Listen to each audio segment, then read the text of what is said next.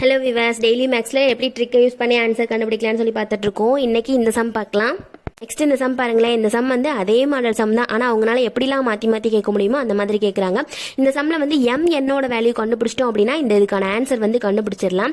Last பார்த்த சம்மில் வந்து பையா இருந்துச்சு, அதை நம்ம ரேஷியோவாக மாற்றணும். இங்கே வந்து ரேஷியோவே கொடுத்துட்டாங்க, அப்போ ரொம்பவே ஈஸி, நம்ம ஸ்ட்ரைட்டாக போட்டால் போதும். இப்போ என்னோட வேல்யூ எப்படி கண்டுபிடிக்கணும்னு சொல்லியிருந்தேன்னா, இந்த ஃபர்ஸ்ட் வந்து இந்த ஃபர்ஸ்ட் நம்பருக்குள்ள வேல்யூ, அதாவது எம்மோட வேல்யூ வந்து 3, எம்மோட வேல்யூ 3, அப்போ என்னோட வேல்யூ 2, என்னும் 2 வந்து ஈக்குவல், அப்போ என்னோட வேல்யூ இங்கே ஈக்குவல் டு போடணும். என்னோட வேல்யூ வந்து 2, அவ்வளோதான்.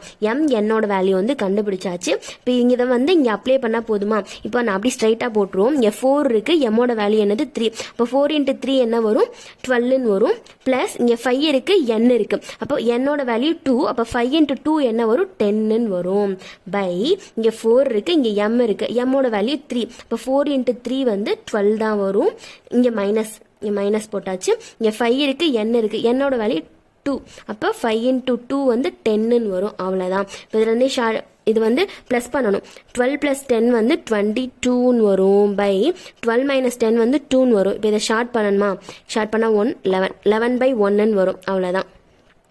இது வந்து ரேஷியோவில் ஆப்ஷன் பாருங்கள், ரேஷியோவில் கொடுத்துருக்காங்களா? இப்போ 11/1 வந்து நம்ம எப்படி மாற்றிக்கிறலாம் அப்படின்னா 11:1 அப்படின்னு மாற்றிக்கிறலாம். அவ்வளோதான். 11:1 ஆப்ஷன் டியில் இருக்குது.